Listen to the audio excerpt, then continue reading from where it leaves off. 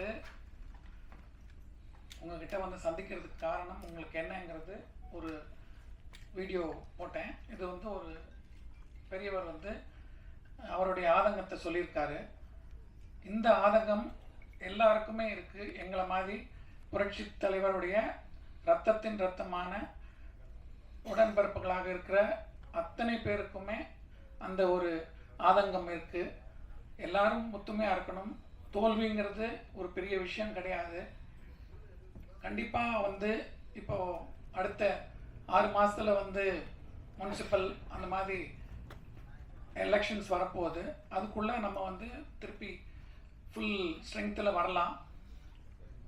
கேஸாக போட்டு நாளைக்கு ரெட்டையில பேன் பண்ணிட்டா திருப்பி அந்த ரெட்டையிலே இல்லாமல் போயிடும். ஏற்கனவே வந்து நிறைய தடவை இவர் சொன்ன மாதிரி பெரியவர் சொன்ன மாதிரி பல முறை வந்து கேஸு கோர்ட்டுலாம் போயிருக்கு. அதெல்லாம் வந்து தவிர்த்துட்டு தயவு செஞ்சு ஒரு தலைமைன்னு நீங்கள் முடிவெடுத்து தான் அந்த தேர்தலை சந்தித்தோம்.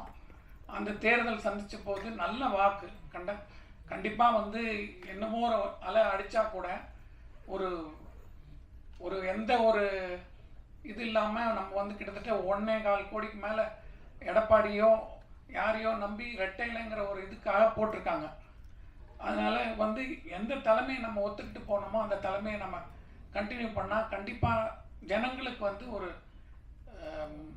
மாற்றம் தேவைங்கிற போது ஒரு அதிமுகங்கிறது இருக்குங்கிறது ஒரு பலமாக இருக்கும். ரெண்டாவது நம்ம வந்து நல்லது செஞ்சால் கண்டிப்பாக வர முடியும்.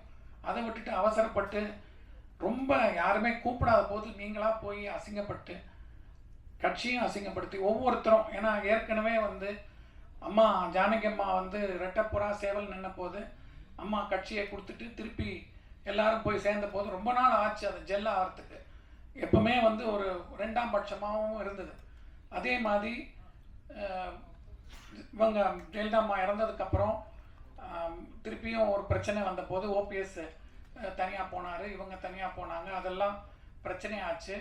அதுக்கப்புறம் ரொம்ப நாள் அந்த இதாகி சரியாச்சு. முடிஞ்ச உடனே ஓபிஎஸ் வந்து தன்னுடைய செல்ஃபிஷ்னஸ்க்காக போய் எல்லாரையும் அம்போன்னு விட்டுட்டு அவர் போயிட்டார். அவர் எவ்வளோ முயற்சி பண்ணார், கட்சி ரெட்டையில முடக்கணும்னு அவர் எவ்வளோ முயற்சி பண்ணார். அது வந்து நடக்கலை. அதுக்காக ஃபுல் அண்ட் ஃபுல் இந்த சிவி சண்முகம் தான் வந்து கோர்ட்டு கேஸ் எல்லாம் போய் போராடி எல்லாம் பண்ணார்.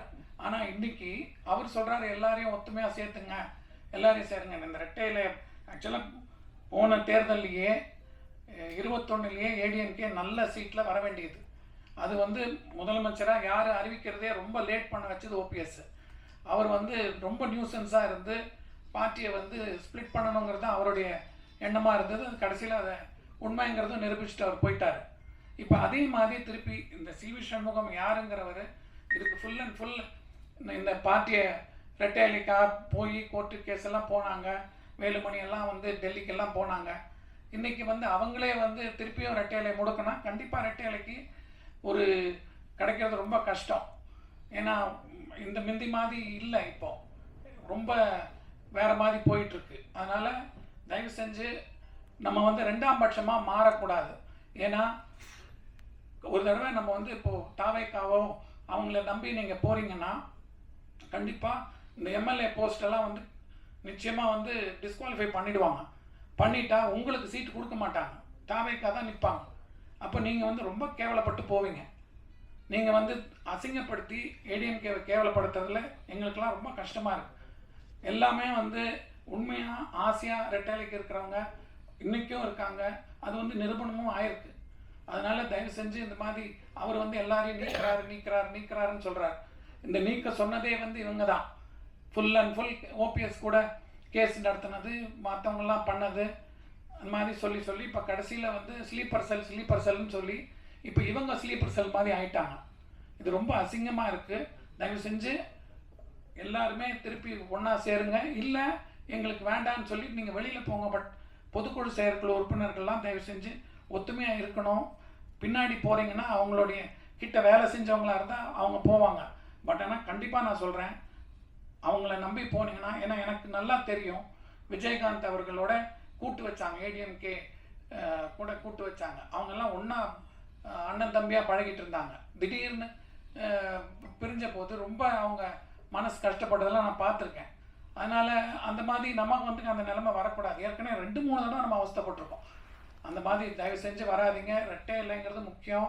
எம்ஜிஆருடைய கட்சி நிறைய பேர் தியாகம் ஜானகியம்மா வந்து ஒரு எதிர்பார்ப்பும் இல்லாமல் கொடுத்துட்டு போனாங்க. அதுக்கப்புறம் இவர் சொல்கிற மாதிரி 96ல் ஒரு பெரிய தோல்வி வரும்போது எல்லாரும் அப்பவும் செதறி ஓடுனாங்க. இதே வந்து தனியாக ஒரு குரூப் பண்ணாங்க, எல்லாம் பண்ணாங்க, கடைசியில் திரும்பி வந்துட்டாங்க.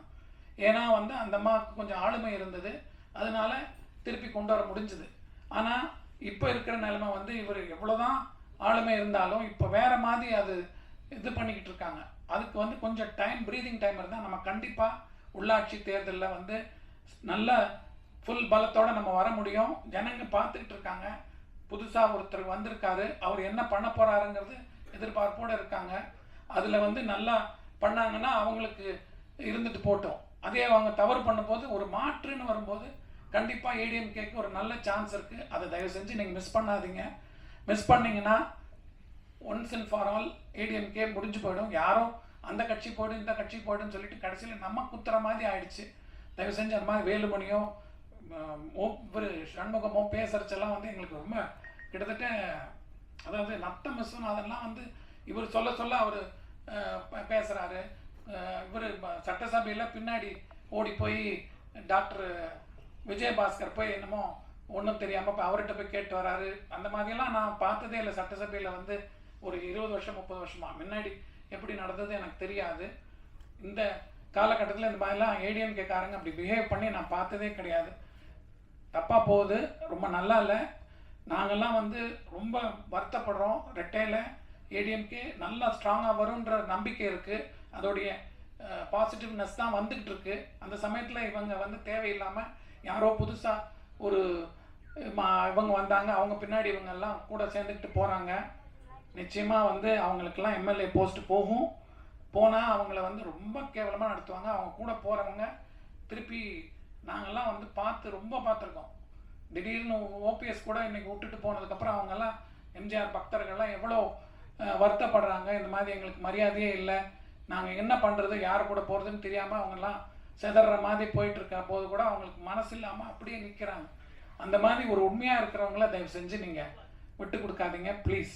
தேங்க்யூ.